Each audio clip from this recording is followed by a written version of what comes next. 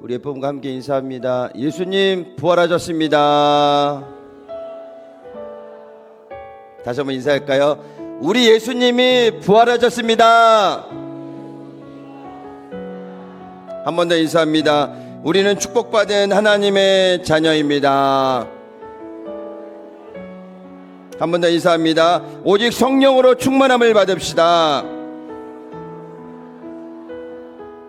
굳은 마음으로요. 복음 전파는 우리의 사명입니다. 믿으시면 아멘. 우리 예배분 혹시 오랜만에 나오신 분들이나 가족들 아니더라도 우리 예배분 손 꼭 잡고 참 잘 오셨습니다. 한번 인사할까요? 시작.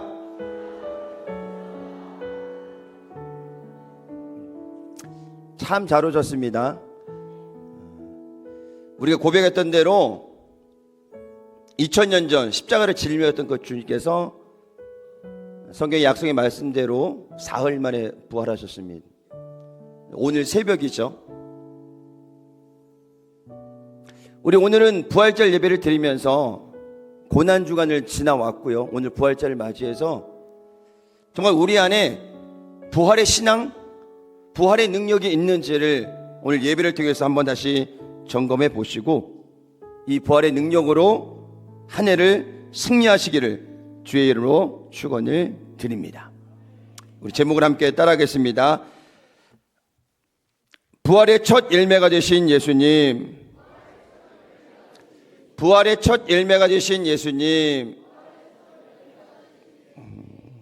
오늘 첫 번째 우리에게 주시는 약속의 말씀 한번 읽어보겠습니다. 함께 따라합니다. 첫 열매의 의미는 무엇인가? 첫 열매의 의미는 무엇인가? 오늘 우리가 함께 읽었던 말씀에 부활의 첫 열매가 되셨다라고 기록하고 있습니다. 그 첫 열매의 의미를 우리가 한번 알고 진행하면 좋을 것 같습니다. 구약의 초실절은 첫 수확의 기쁨을 봉헌하는 절기입니다. 이것이 신약에 와서는 예수님의 부활을 상징하기도 하죠. 구약에서는 첫 열매를 봉헌하는 것, 그리고 신약에서는 예수님께서 부활하신 그 사건을 초실절로 이야기를 해서 함께 우리가 말씀을 나누고 있습니다. 겨울이 지나고 봄이 오면 첫 열매를 거두게 되는데 그 첫 열매를 바로 주님께 드리는 구약의 제사, 신약에서는 예수님의 부활을 상징하고 있다는 것입니다. 기독교의 절기상 우리가 보면은 1월 달로 출발하면은 고난주간 부활절이 먼저 오겠지만은 우리 기독교 역사상 예수님의 성육시 사건, 마리아를 통해서 잉태하신 그 사건이 바로 성탄절이 먼저 되고, 그리고 예수님께서 성장하시고 공생애를 지나는 동안에, 그리고 고난주간을 지나면서 다시 부활절을 맞이하게 되는 이 놀라운 사건들은 바로 하나님께서 창조전부터 예비하시고 계획하셨다는 것을 여러분이 기억하시기를 주의 이름으로 축원을 드립니다. 이번 주 금요 성령점에 나오신 분들은 제가 고난주간 영상을 좀 함께 보게 됐는데, 여러분도 과거에 많이 봤을 것입니다. 영상을 보고 있는데 우리 대성전 안에 한 아기가 울고 있습니다. 저는 이 영상이 채찍에 맞으신 예수님, 십자가를 짊어진 예수님, 여러 가지 모든 것들이 아이가 보기에는 조금 어렵죠. 그래서 저는 이게 너무 좀 아이가 보기엔 너무 어려워서 아이가 우는구나 싶어서 아이의 울음소리를 듣고 있다가 다 끝나고 집에 가면서 그 이야기를 들었는데, 바로 저 뒤에 있던 민혁이가 엄마 품에 안겨서 이렇게 울고 있는 거예요. 그래서 무서워서 울었구나 라고 생각이 들었는데, 아내가 하는 얘기가 저 영상에서는 예수님께서 채찍에 맞으시고 피를 흘리시고 십자가를 끌고 올라가시고 또 십자가를 짊어진 그 사건, 그 여러 가지 모든 장면들을 보면서 이 아이가 뭐라고 이야기하느냐면, 예수님 지금 채찍에 맞고 계신데 누가 도와줄 사람이 없는가요? 라는 거예요. 예수님 저렇게 힘들어 하시는데 아무도 안 도와주나요? 실제 오늘에 일어난 사건이 아니라 영상에 있는 사건이지만은 한 아이에게는 누군가가 예수님을 도와주었으면 좋겠다라는 마음으로 슬피 울었다는 것입니다. 저는 그 이야기를 들으면서 우리 어른들 이미 십자가의 사건 설교를 통해서 많이 들었던 이 이야기들이 오늘날 우리에게는 단 하루의 고난주간일 성금요일일까? 아니면 예수님의 이 모진 고난과 이 어려움들이 1년 내내 우리 삶 가운데 고난주간으로 다가오고 있는가라고 묵상을 해봐야 될 것입니다. 그 영상의 한 장면에는 예수님께서 골고다 언덕을 올라가실 때 십자가를 떨어뜨리고 쓰러진 장면이 한번 나옵니다. 많은 군중들이 쓰러져 있는 예수님을 짓밟기 위해서 막 달려들었을 때 그 틈을 타서 한 여인이 하얀 수건과 그리고 물을 갖다 줍니다. 그리고 그 수건으로 얼굴에 피를 다 닦아내시고 물을 드리는 순간에 옆에 있던 군사가 물병을 치면서 물을 먹지 못하는 장면이 있습니다. 여러분, 우리가 현지에 거기 있었다면 우리는 과연 예수님께 무엇을 드릴 수 있었을까요?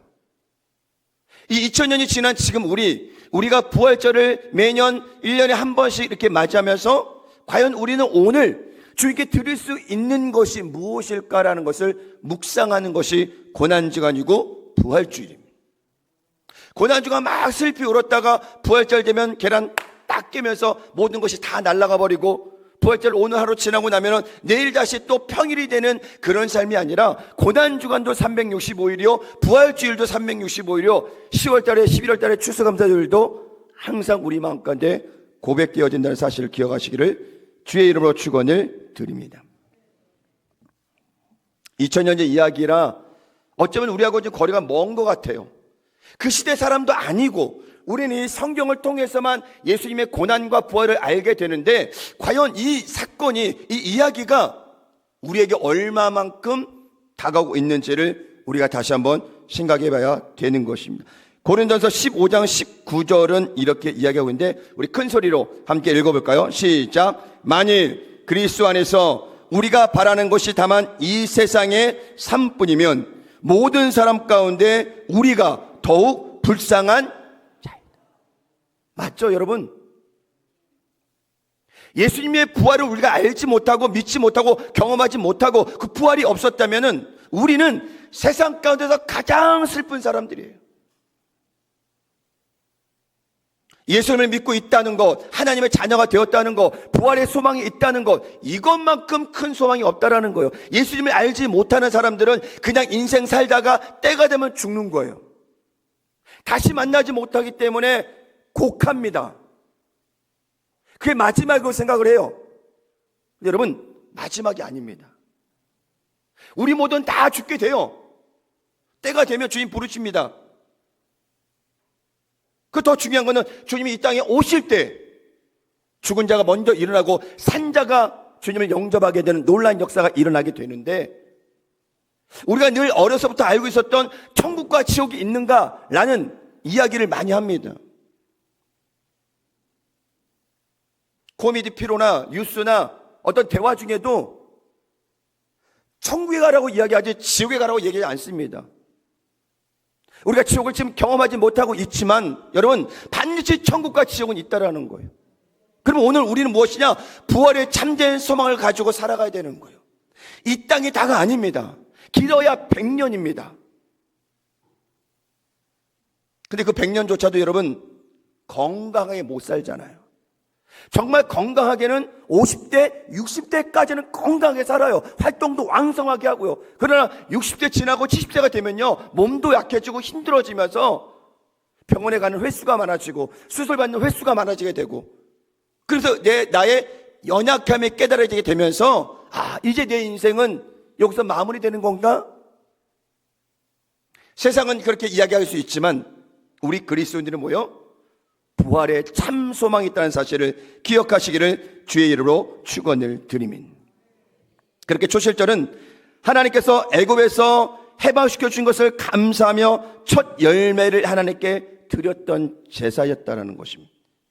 그리고 하나님께서는 그 처음 난 것들을 하나님께 다 드리라고 말씀하셨는데 출애굽기 13장 2절 말씀입니다. 우리 함께 크게 읽어볼까요? 시작. 이스라엘 자손 중에서 사람이나 짐승을 막론하고 태어나 처음 난 모든 것은 다 거룩히 구별하여 내게 돌리라. 이는 내 것이니라 하시니라. 장자의 죽음을 하나님께서 이스라엘 백성들은 면하게 하셨어요. 넘어가게 하셨어요. 유월되게 하셨어요. 그리고 다시 그 소중한 그 장자의 첫 모든 것을 하나님께 드리라고 분명히 말씀하고 있는 것입니다. 여러분들의 첫 직장을 가졌을 때 혹시 생각이 나시나요? 지금은 그런지 모르겠지만은 예전부터 그런 첫 직장의 첫 월급을 받으면 우리가 11조도 드리지만요, 부모님 생각에서 오동시장님 뭘 사드렸죠? 그렇죠. 무슨 색깔로? 빨간 색깔로. 저도 첫 직장에서 첫 월급을 받을 때 11조를 드리고 부모님 내복을 사드렸던 기억이 납니다. 왜 그랬을까요?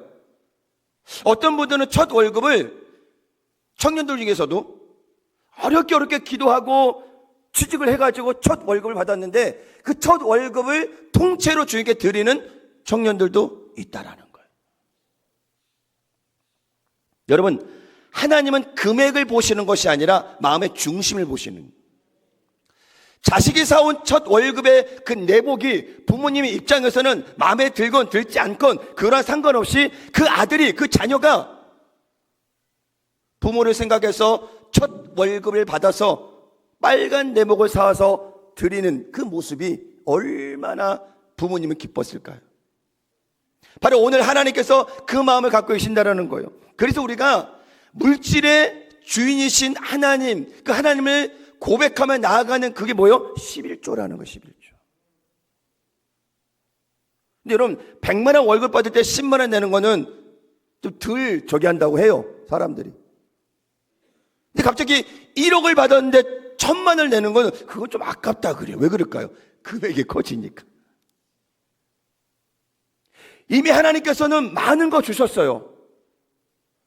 액수의 문제가 아니라 하나님께서 우리의 삶을 살아갈 수 있도록 삶의 터전을 축복하시고 매달 우리가 삶의 터전을 통해서 받는 그 수입이 하나님의 것임을 우리가 고백하는 것이 11조라는 거예요. 마치 창세기 1장 1절이 믿어지지 않으면 나머지 말씀이 믿어지지 않듯 11조의 생활이 시작되지 못하면 여러분, 그 위에도 물질의 모든 것들은 자꾸 걸리게 돼요. 교회 뭐 하는 것 너무 아깝고 주님에서 드리는 거 너무 아깝고. 그러나 여러분, 과부의 두 랩돈처럼 많은 것에서 일부를 드린 것이 아니라 전부를 드릴 수 있는 그 마음이 너무 중요하다는 것입니다.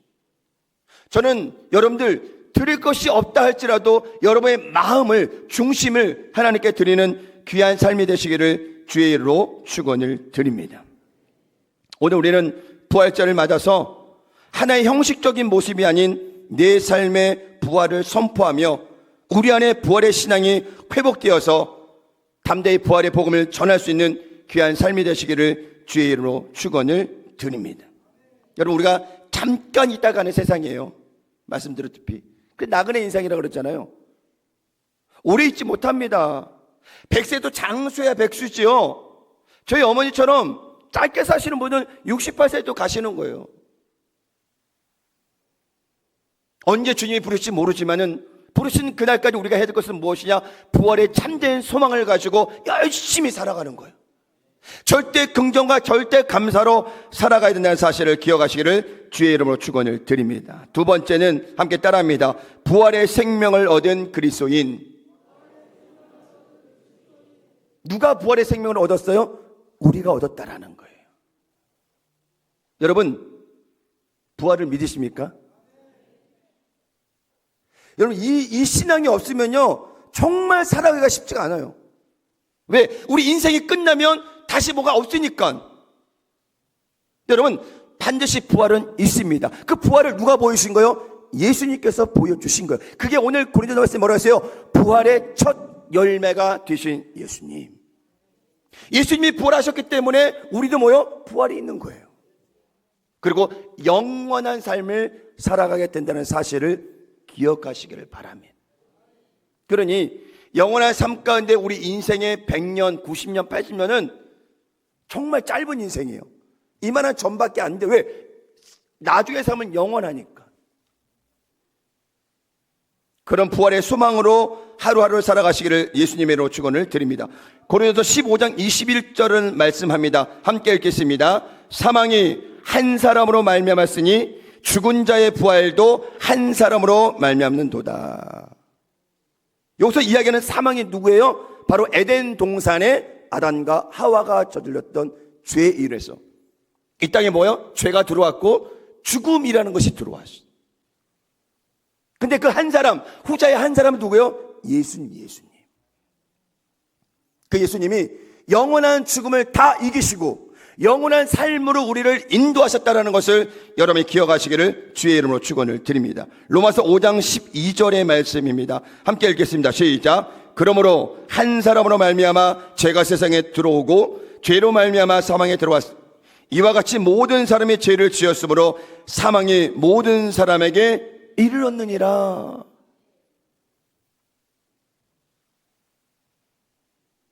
원죄와 자범죄가 늘 공존합니다.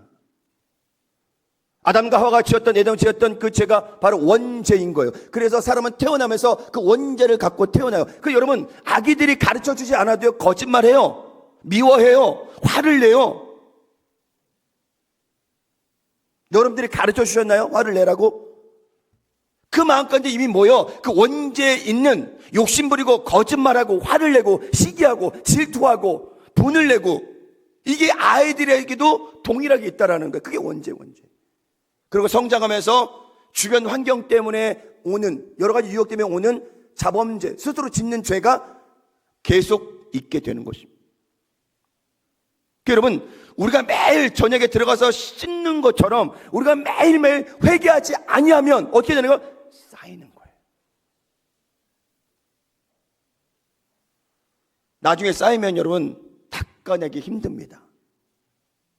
매일매일 회개의 삶을 살아가는 사실을 기억하시기를 예수님의 이름으로 축원을 드립니다. 로마서 5장 18절은 말씀합니다. 함께 읽겠습니다. 그런즉 한 범죄로 많은 사람이 정죄에 이른 것 같이 한 의로운 행위로 말미암아 많은 사람이 의롭다 하심을 받아 생명에 이르렀느니라. 원죄 아담과 하와로 인해서 죽음이었지만은 예수님을 통해서 뭐요? 생명이 있고 부활이 있고 천국이 있다는 사실을 기억하시기를 예수님의 이름으로 축원을 드립니다. 예수님께서는 사망 권세를 다 이기셨어요. 무덤을 이기셨어요. 십자가에 달렸을 때 예수님께서 다 마지막 가상 실현의 마지막이 뭐였어요? 다 이루었다. 그 다음에 내 영혼을 주님께 맡깁니다 라는 고백이었거든요. 그리고 예수님께서 고개를 떨구셨을 때 주변에 있던 많은 사람들은 뭐요? 우리가 승리했다. 예수를 못 박았던 대제사장들, 그리고 그 뒤에 있는 마귀의 세력들, 본인들이 이겼다라고 생각을 하지만 여러분, 이긴 게 아닙니다. 누가 이겼어요? 무덤을 이기시고 부활하신 예수님이 이기신 거예요. 여러분은 영상 금요일날 봤지만은 겟세마네 동산에서 기도하실 때 한 여인이 검은 이거를 쓰고 막 넌 할 수 없으니까 포기하라고 막 하잖아요. 그리고 살살살살 조그만 뱀이 나와요. 그 뱀을 어떻게 했냐? 예수님께서 밟으셨어요. 이미 이기신 거예요. 근데 그 과정을 이루는 그 모든 과정들, 구약의 많은 시간들을 지나고 또 공생애 동안에 많은 과정들이 있었지만 하나님께서는 이 모든 과정들을 알게 하셨다라는 거예요. 그리고 이기게 하셨다라는 거예요. 저와 여러분이 그것을 믿는 거예요. 그 믿는 신앙이 무슨 신앙이냐? 바로 부활신앙이라는 사실을 기억하시기를 예수님의 이름으로 축원을 드립니다. 예수님께서는 안식 후 첫날 주일날 새벽에 부활하셨습니다. 막달라 마리아와 다른 마리아가 향유를 들고 예수님의 무덤을 찾아가는데 무덤이 비어 있는 거예요. 돌문을 누군가가 이게 굴릴 수 없는 아주 어마어마한 건데 그 돌문도 열려 있고 그 안에 들어가니까 뭐요? 예수님이 없어요. 그래서 성경을 이렇게 얘기합니다. 마태복음 28장 5절에서 6절인데요. 함께 읽어볼까요? 시작. 천사가 여자들에게 말하여 이르되 너희는 무서워하지 말라. 십자가에 못 박히신 예수를 너희가 찾는 줄을 내가 아노라. 그가 여기 계시지 않고 그가 말씀하신 대로 살아나셨느니라. 와서 그가 누우셨던 것을 보라. 바로 예수님의 부활을 말씀하고 있는 것입니다. 고린도서 15장 17절 19절 말씀인데요. 함께 읽어볼까요? 시작. 그리스도께서 다시 살아나신 일이 없으면 너희의 믿음도 헛되고 너희가 여전히 죄 가운데 있을 것이요 또한 그리스도 안에서 잠자는 자도 망하였으리니 만일 그리스도 안에서 우리가 바라는 것이 다만 이 세상의 삶뿐이면 모든 사람 가운데 우리가 더욱 불쌍한 자이니라. 여러분, 오늘 부활절이라고 해서 부활의 주님을 생각하고 잊어먹지 마시고 오늘의 결단했던 이 부활의 고백, 이 신앙이 주님 오실 그날까지 계속 이어지시기를 예수님의 이름으로 간절히 축원을 드리민.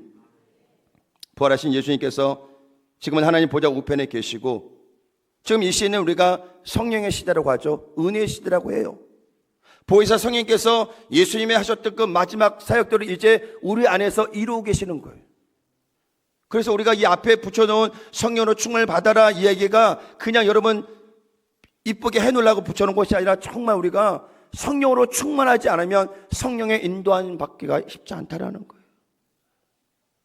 여러분 늘 날마다 고백하시길 바랍니다. 주님, 성령으로 충만하게 하옵소서. 성령으로 충만하게 하옵소서. 옆에 분과 인사합니다. 우리 성령으로 충만합시다. 예수님 다시 오십니다. 언제 오셔요? 잘 몰라요. 이게 정답이에요. 아마도 이거 안 돼요.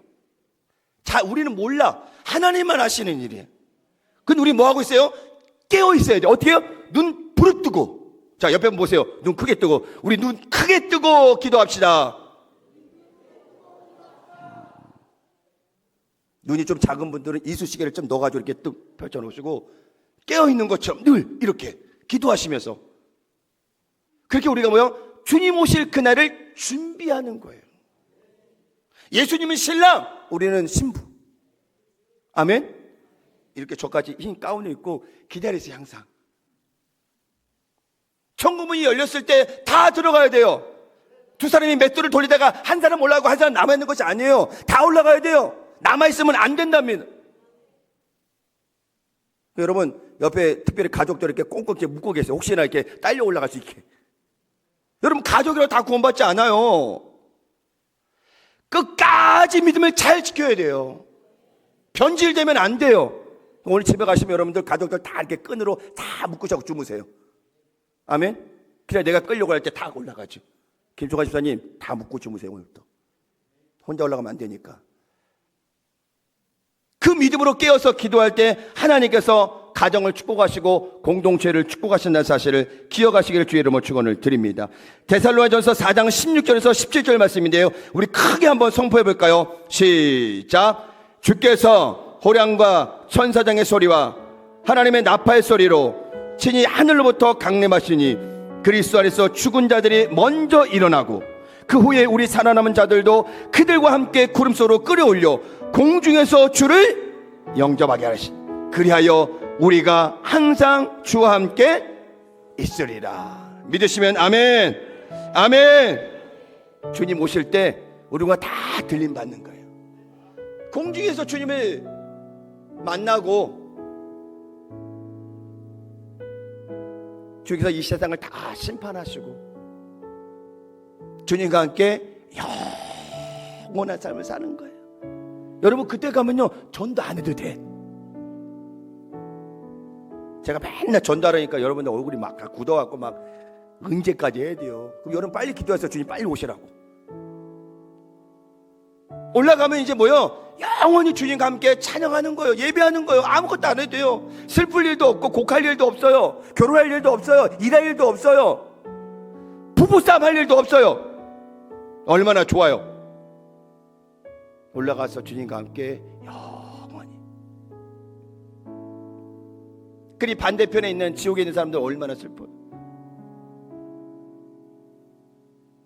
물 한 모금 줄 수가 없습니다. 손을 내밀 수가 없어요. 그래서 빨리 가족을 전도해야 되고 내 이웃을 전도해야 돼요. 나만 천국 가면 안 돼요. 다 천국 가야 돼요. 그게 바로 우리의 사명이라는 것을 여러분이 기억하시기를 주의 이름으로 축원을 드립니다.